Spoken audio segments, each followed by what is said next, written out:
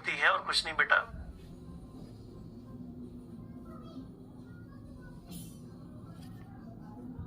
समझा। Thank you Preeti, thank you स्तुति, Usha, thank you बेटा। ये कई बार भावनाओं में बह करके हो जाता है, जल्दबाजी के चक्कर में हो जाता है। अब ये तो हो गया, बाकी सारे फैक्टर। अब एडिशनल फैक्टर्स कौन से हैं? एडिशनल फैक्टर्स जो कि लिमिटेशन को रिप्रेजेंट करते हैं, कैरिंग कैपेसिटी को रिप्रेजेंट करते हैं, वो है K माइनस N। क्या मतलब हुआ बेटा K माइनस N का? K माइनस N का मतलब क्या हुआ? जितनी भी कैरिंग कैपेसिटी है, जितने भी लोगों को सपोर्ट किया जा सकता है, उसमें से कितने हैं? उसमें से ऑलरेडी कितने हैं?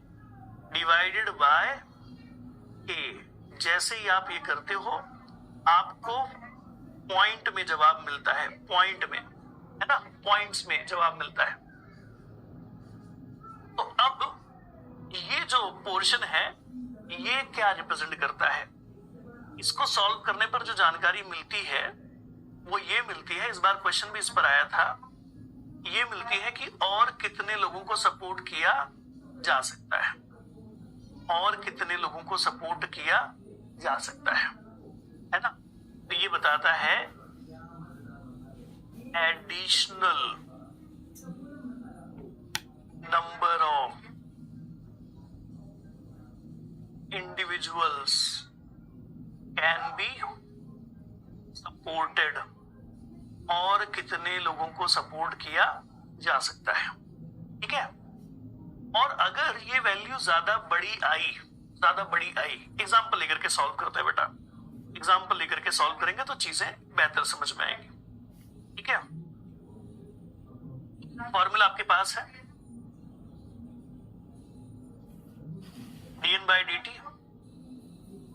r की वैल्यू मैंने आपको दे रखी है, r is equal to suppose 1, ताकि सिंपल रहे चीजें। n की वैल्यू मान लीजिए आ गई क्या? n की वैल्यू क्या आ गई? 100। और k की वैल्यू मैंने दे रखी है 1000। तो अब आपको ये देखना है कि उस सेगमेंट को, मतलब इस हाईलाइटेड सेगमेंट को अगर मैं सॉल्व करूं, यहां जो भी वैल्यू आएगी, अगर वो वैल्यू बड़ी हुई तो क्या असर डालेगी ग्रोथ रेट पर? अगर ये वैल्यू छोटी हुई तो क्या असर डालेगी ग्रोथ रेट पर? ठीक है, ध्यान से समझना।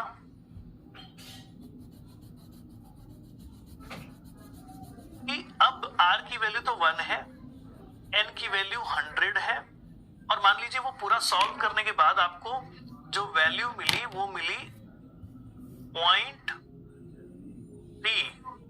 तो क्या होगा? वो सब सॉल्व करने के बाद 0.3 मिला, ऐसा मैं आपको ऑलरेडी दे रहा हूं, गिवन दे रहा हूं। आप बताना कि ग्रोथ रेट पर क्या असर पड़ेगा। दूसरा, dn by dt is equal to, इसके लिए k की कोई जरूरत नहीं है तो k मैं हटा रहा हूं, क्योंकि k देने पर आप उसको सॉल्व करने लगोगे। सॉल्व मत करो, बस खाली अगर उसको सॉल्व करने के बाद जो वैल्यूज आएंगी वो अगर स्मॉल हुई तो क्या होगा, लार्ज हुई तो क्या होगा, 1 into 100, और मान लीजिए वैल्यू को मैंने बड़ा कर दिया, 0.5 कर दिया। ठीक है, तो क्या होगा? और फिर तीसरी कंडीशन देता हूं कि अगर dn by dt is equal to 1 into 100 है, और फिर अब ये वैल्यू को मैंने और बड़ा कर दिया, 0.9 कर दिया, तो बताओ बेटा क्या होने वाला है? ग्रोथ रेट पर क्या असर पड़ेगा? करके नहीं समझा? देखो, बड़ी सिंपल सी जगह है, बहुत सिंपल सी बात। इसी एनवायरनमेंट के अंदर 100 लोगों के लिए रहने की जगह है, 100 लोगों के लिए रहने के लिए खाना है, तो उसकी पूरी कैरिंग कैपेसिटी है। अब उसमें से ऑलरेडी 500 लोग रह रहे हैं, तो कितने लोग के लिए खाना बचा? और 500 के लिए। ठीक है, और 500 लोगों के लिए वो सपोर्ट कर सकती है, ऑलरेडी 500 रह रहे हैं। इसी को कैरिंग कैपेसिटी कहते हैं बेटा। चलो लिखो और बताओ क्या होगा। अगर वैल्यू क्या आ गई स्मॉलर सॉल्व करने के बाद, तो क्या आ जाएगा? यहां आएगा 30। यहां क्या आ जाएगा 50, यहां क्या आ जाएगा 90, है ना। तो जैसे जैसे ये वाला सेगमेंट ये जब सॉल्व करोगे, इसको सॉल्व कैसे करते हैं, ये लाने का तरीका क्या था, या ये जो भी आई है वैल्यूज कैसे आई। तो मान लीजिए जो n की वैल्यू है उसको वेरी करना पड़ेगा, बाकी सब चीजें करनी पड़ेंगी, तो ये सब चीजें आ जाएंगी। ठीक है, तो अभी तो फिलहाल ये समझे कि अगर वो जो सेगमेंट है उसको सॉल्व करोगे तो सॉल्व करने पर ये स्थिति बनती है 30, 50, 90। मतलब जैसे जैसे ये वाला सेगमेंट की वैल्यू बड़ी होगी, बड़ी कैसे होगी, तो अब इसको समझाने के लिए एक और सैंपल क्वेश्चन देता हूं, एक और सैंपल क्वेश्चन यहां पर देता हूं इस बात को समझाने के लिए कि कोई पॉपुलेशन है, उसमें r की वैल्यू 1 है, तो मैंने वही रखा। n की वैल्यू दे रखी है 100 और a की वैल्यू दे रखी है 1000। तो बताओ क्या आएगा, वो जो ब्रैकेट वाला सेगमेंट है उसका आंसर क्या आएगा। सो dn by dt r into n, मतलब 100 into 1, और ब्रैकेट को सॉल्व करो तो ये आएगा 1000 में से 100 गए डिवाइडेड बाय 1000, तो कितना आएगा देखो बेटा, अब आएगा 100 इंटू ये जो ब्रैकेट के अंदर आएगा ये वैल्यू कितनी आएगी 0.9। तो ये 0.9 क्यों आई, 0.9 कब आएगी, 0.9 तब आएगी जब लोग पॉपुलेशन में कम होंगे। पॉपुलेशन में लोग कितने लोगों को सपोर्ट कर सकते हैं, 1000 लोगों को सपोर्ट कर सकते हैं कितने लोग, सिर्फ 100 लोग हैं, मतलब 900 लोगों के लिए जगह अभी भी बाकी बची हुई है। तो ये वाली वैल्यू आएगी बड़ी, ये वैल्यू जितनी ज्यादा बड़ी होगी ग्रोथ रेट उतना ज्यादा होगा। ठीक है, ये वैल्यू छोटी होती जाती है, कैसे, जैसे जैसे n की वैल्यू बढ़ती जाती है। मान लीजिए n की वैल्यू मैंने बढ़ा दी, n की वैल्यू बढ़ा के मैंने कर दी 500, तो अब इसका असर क्या पड़ेगा, इसका असर इस पर पड़ेगा 500, आप इसमें से माइनस करोगे, 500 माइनस करोगे तो अब ये 0.9 की बजाय 0.5 आ जाएगा, और जैसे ही 0.5 आएगा तो ग्रोथ रेट देखो कम हो गई, 90 से 50 पर आ गई। ठीक है, अब ये 0.3 कैसे आएगा, मान लीजिए अब मैंने इसको बढ़ा करके कर दिया 700। ठीक है, तो अब आप यहां से 700 माइनस करो, 700 माइनस करोगे तो आएगा 300, और 300 होगा तो फिर आंसर आएगा 0.3, है ना। तो जैसे जैसे किसी एरिया में नंबर ऑफ इंडिविजुअल बढ़ते हैं वैसे वैसे कैरिंग कैपेसिटी कम होती जाती है, और कम कैरिंग कैपेसिटी अगर होगी तो उसका असर ग्रोथ रेट पर और ज्यादा नेगेटिव होगा, मतलब उसे कम करती चली जाएगी। मंदार बेटा एक बार फिर से देख लेना वीडियो को, नहीं समझा ऐसा इसमें कुछ है ही नहीं, चीजें आसान है, एक बार सुन लेना, खुद से लिख लेना, क्लियर हो जाएगा।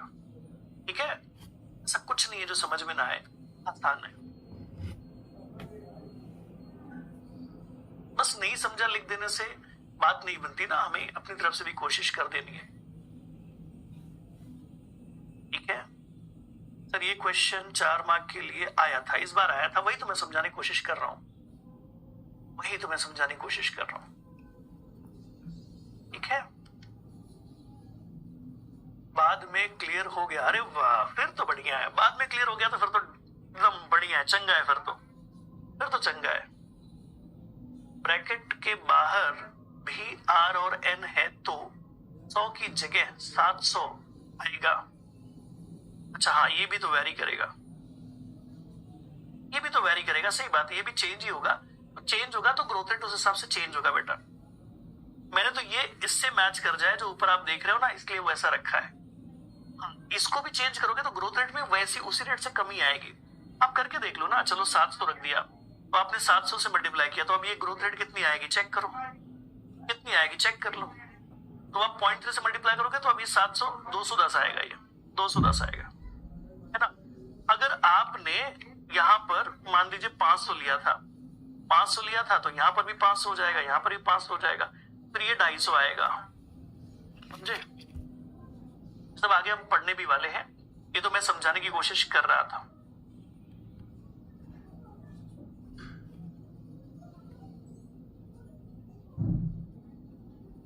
वीक 30 आएगा।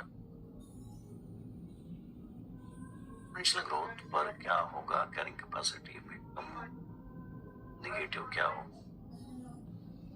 एक्सपोनेंशियल ग्रोथ जो है ये तो बड़ी बेसिक सी बात है। अभी मैं ग्राफ की मदद से उस बात को समझाऊंगा अभी आपके सामने। चलो ग्राफ को लेकर के बात करते ना, क्यों आपको कैलकुलेशंस में उलझाया जाए, सीधे ग्राफ को लेकर के चर्चा करते हैं ना। चलो अब जो बाकी के फॉर्मूलाज हैं उनको देखो। जैसे कि एक फॉर्मूला तो आपने लिखा dn by dt is equal to are N और फिर a minus N by A. पहला फॉर्मूला ये। इसी का दूसरा वेरिएंट क्या है, इसी का दूसरा वेरिएंट है dn by dt is equal to are n 1 minus N by a. ये भी एक फॉर्मूला है, इसी का वेरिएंट है। ठीक है, बस हमने मॉडिफाई करके बना दिया। अब इसकी एक इंटीग्रेटेड फॉर्म भी आती है। इंटीग्रेटेड फॉर्म क्या है, capital N T is equal to N zero E R. अब ऊपर क्या देखने को मिलेगा, A minus N by K into N, sorry not N, it should be T. ये फॉर्मूला है इंटीग्रेटेड फॉर्मूला। तो ये अलग अलग जो फॉर्मूलाज है ध्यान रखिएगा, कई बार क्वेश्चन यहां से भी बनते हैं, है ना। तो फॉर्मूला के भी फॉर्म्स ध्यान रखिए। और अब हम सीधे आते हैं ग्राफिकल रिप्रेजेंटेशन पर। इधर ग्राफिकल रिप्रेजेंटेशन पर आते हैं। प्लीज कोई एक कैलकुलेशन एक्सप्लेन किया करो प्लीज सर, इट्स रिक्वेस्ट। अच्छा ठीक है, ठीक है भाई, ठीक है। आगे वैसे वो आएगा तो इसलिए मैंने उसको ज्यादा टाइम नहीं लिया। ठीक है फौजिया। अब हम इसी चीज को ग्राफिकल फॉर्म में डिस्कस कर रहे हैं। Graphical representation. ग्राफिकल रिप्रेजेंटेशन लेते हैं अगर कोई पॉपुलेशन किस प्रकार के एनवायरनमेंट में ग्रो करे।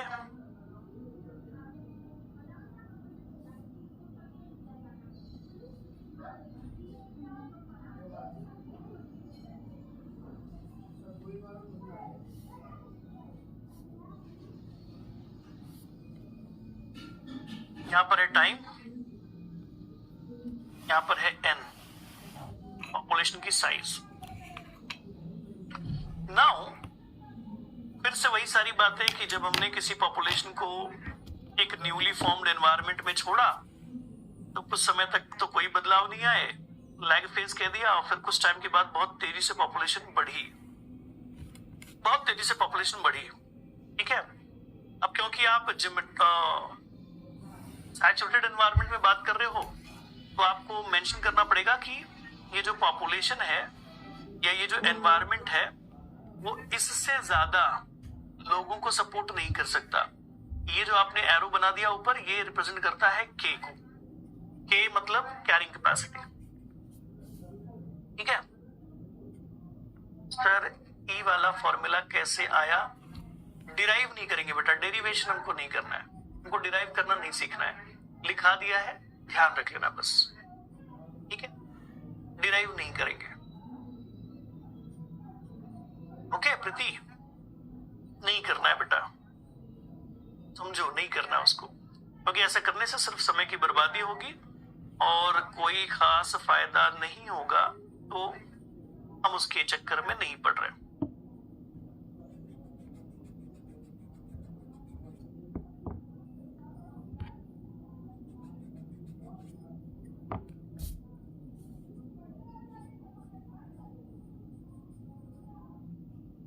चलो, अब ये है कैरिंग कैपेसिटी, और कैरिंग कैपेसिटी, अगर ये कैरिंग कैपेसिटी है तो ये इसका हाफ जो है ना, इसके हाफ को कहते हैं k/2, half of carrying capacity.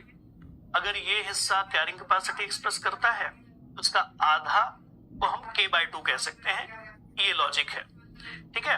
तो देखने को मिला कि जब किसी पॉपुलेशन को आपने किसी एनवायरमेंट में ला करके रिलीज किया, तो यहां पर भी शुरुआत में जो ग्रोथ होती है, इट इज लाइक एक्सपोनेंशियल। जैसा एक्सपोनेंशियल अभी तक हुआ था वैसी ग्रोथ यहां पर भी हुई, लेकिन एक पॉइंट के बाद जैसे ही पॉपुलेशन अपनी हाफ ऑफ कैरिंग कैपेसिटी के बाद आगे बढ़ती है, अब देखने को मिलता है कि इसकी ग्रोथ रेट पर थोड़ा सा नेगेटिव इंपैक्ट आना शुरू हो जाता है। Now the population growth rate it will become slow down, अभी धीरे धीरे स्लो हो जाता है, ज्यादा टाइम लेता है क्या होने के लिए, ये ज्यादा टाइम लेता है ग्रो होने के लिए, मतलब ग्राफ राइट साइड में ज्यादा शिफ्ट होता हुआ दिखाई देता है। ऐसी सिचुएशंस बनती हुई दिखती है। तो यहां से यहां तक का ये जो फेज है इसको क्या कहोगे? यहां से यहां तक का जो फेज है इसे क्या कहोगे? यहां से यहां तक का जो फेज है इसे क्या कहोगे? और फिर यहां से यहां तक का जो फेज है इसे क्या कहोगे? जी हां,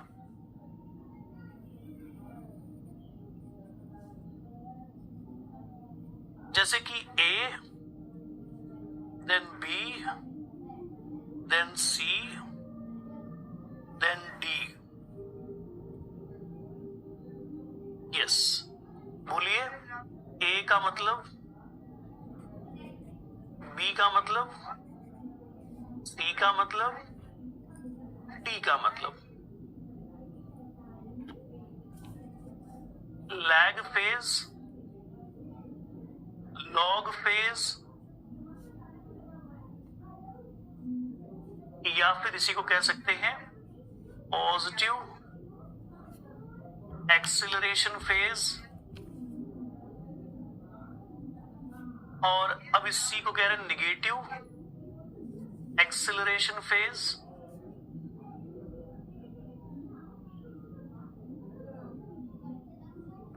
और डी को कह रहे हैं स्टेशनरी फेज, स्टेशनरी फेज या फिर प्लेट्यू फेज। ठीक है, ये अलग अलग फेजेस अब देखने को मिलेंगे। अब हमें यहां पर जो बात समझनी है वो क्या है? हमें जो बात यहां समझनी है वो ये है कि ऐसा पैटर्न में चेंज क्यों आया, ग्रोथ पैटर्न में चेंज आने की वजह क्या है, ग्रोथ पैटर्न में ये बदलाव क्यों है? इसके पहले तक की जो ग्रोथ थी, यहां तक की जो ग्रोथ थी, it was exactly like a exponential growth, जैसा कि कहां पर हुआ, अनसैचुरेटेड एनवायरनमेंट में हुआ, यहां तक की ग्रोथ एग्जैक्टली वैसी ही थी। लेकिन अब इस पॉइंट के बियॉन्ड मतलब